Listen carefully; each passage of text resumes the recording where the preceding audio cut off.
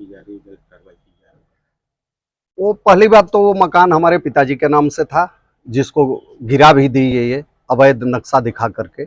और नंबर 1 की ज़मीन है, पिताजी हमारे 30 बीघा के काश्तकार हैं, एक्स मिलिट्री मैन हैं और उनका इनकम टैक्स भी पे करते हैं। वो कुछ भूसे घास का धंधा भी करते हैं। उनके नाम से वो ज़मीन 2013 में ली गई थी और 2013 में लेकर के आज तक वो बनवाए। अभी नया निर्माण चल ही रहा था, उसी दौरान गिरा दिए ये लोग। अब उसकी कुर्की की कार्रवाई हमको तो समझे में, नोटिस भी मुझे नहीं मिला है। कौन सा धारा में मुझे कुर्की की कार्रवाई, मैं अपराधी हूं नहीं, मेरे ऊपर कोई केस इस तरह का है नहीं, मैं मुख्तार से जुड़ा हूं। हाँ ये है जरूर कि यहाँ पर गाजीपुर और मऊ 2 जिले में मुख्तार इंडस्ट्रीज एक खुल गई है। पहले मुख्तार के गुर्गे जिस काम को करते थे, अब आज के डेट में वो पुलिस काम वही कर रही है। 400 लोगों को केस में डालती है, 380 लोगों को उसमें से निकाल देती है इंडस्ट्रीज में जब आ जाती है पैसे तो, और शेष 20 लोगों को उसमें लपेट देती है। पुलिस का तो दावा है कि मुख्तार और उनके खास लोगों के खिलाफ कार्रवाई कर रही है, लेकिन आप कोई आधार एक बता दीजिए कि मेरा मुख्तार से संबंध हो। एक बार मुख्तार अंसारी के पारिवारिक हमारे कुछ जमीन का लेन देन था, उसमें उनके लड़के ने, अब्बास ने, ईडी ने बस वही जांच पकड़ी है। 2013 में एक बार केवल एक पैसे का लेन देन 5 लाख का हुआ था, उन्होंने दिया था। उनकी जमीन हम लोग बंधक रखे थे उसी के एवज में। उसके अलावा मेरा कोई लेन देन भी कभी का नहीं है। हाँ ये है कि मैं यहाँ का रहने वाला हूँ, यहाँ के 20-25 साल से वो लोग विधायक और सांसद रहे हैं, तो यहाँ तो पूरे जिले का संबंध उनसे। ऐसे में मिश्रा जी, अभी आपने कहा कि यहाँ पर मुख्तार किस तरह के ये आरोप कैसे सिद्ध करें?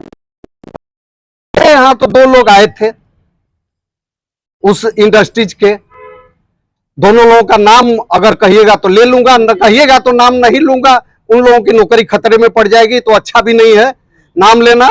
लेकिन 2 लोग आए थे, उनका हम नाम जा करके ऊपर, हमको कल प्रमुख सचिव से मेरी मीटिंग है, प्रमुख सचिव जी ने बुलाया है, मैं जा रहा हूं कल, तो उनके सामने उनका नाम लूंगा। क्या वो पुलिसकर्मी है या सिविल? पुलिसकर्मी है।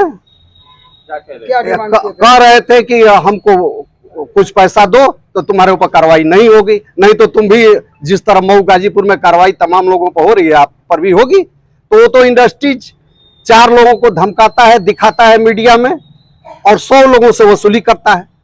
जो मुख्तार के पहले लोग इनके कहने के हिसाब से करते थे, वही काम अब पुलिस कर रही है मुख्तार के नाम पर। आपका मकान ध्वस्त किया गया था, आपको की कार्रवाई है, पिछली बार भी कोर्ट में गए थे, फिर जाएंगे, क्या करेंगे? मतलब कोर्ट में तो जाएंगे ही, हमारा पूरा परिवार इनकम टैक्स पे ही है। 24 साल से मैं इनकम टैक्स दे रहा हूँ, 23 साल से, जब से पढ़ करके आए। ये जो मकान आप देख रहे हैं, ये हमारे पढ़ाई के समय का मकान है, हमारा माताजी पिताजी का बनवाया हुआ है, आज का ये नहीं है, 2094 का, 1994 का है ये 2013 का है।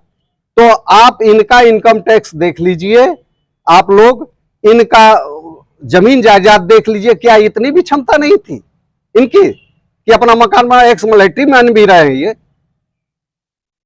जो 2 लोग आपके पास आए थे, जिन्होंने आपसे आपके अनुसार के पैसे की डिमांड की थी, वो क्या कहकर किसके लिए पैसा मांग रहे? वो कह रहे थे कि नीचे से ऊपर तक पैसा जाता है जिसको बचाना है। तो जो हम कहे कि ये कार्रवाई कहाँ से हो रही है, तो कह रहे हैं कि ऊपर से आती है। तो उन्होंने कहा कि ऊपर तक ये पैसा जाता है और हम लोग जो यहाँ से लेते हैं ऊपर तक, तो मैं जान गया कि इंडस्ट्रीज के लोग हैं, ऊपर से ही कार्रवाई का लिस्ट भेजा जाता होगा, हो सकता है। लेकिन हमको पता चला कि 400 लोगों के कार्रवाई की लिस्ट पहले भेजी जाती है थाने वाइज। अब तो आप देख ही रहे हैं कि योगी जी, माननीय योगी जी, ये भी नहीं समझ पा रहे हैं कि कौन सा कानून मैं भेजूं या किस तरह की उसका असर पड़ेगा, उसका दुरुपयोग क्या होगा, इसको भी नहीं समझ। अभी आपने कानून 10 दिन पहले निकाला है, 15 दिन पहले, कि कटेलवा तार किसान हटा दें। आप बताइए, अगर कटेलवा तार किसान हटा देंगे तो किसी का खेत बचेगा? अगर कटेलवा तार नहीं हटाएंगे तो थाना को उन्होंने एक कमाई का साधन दे दिया।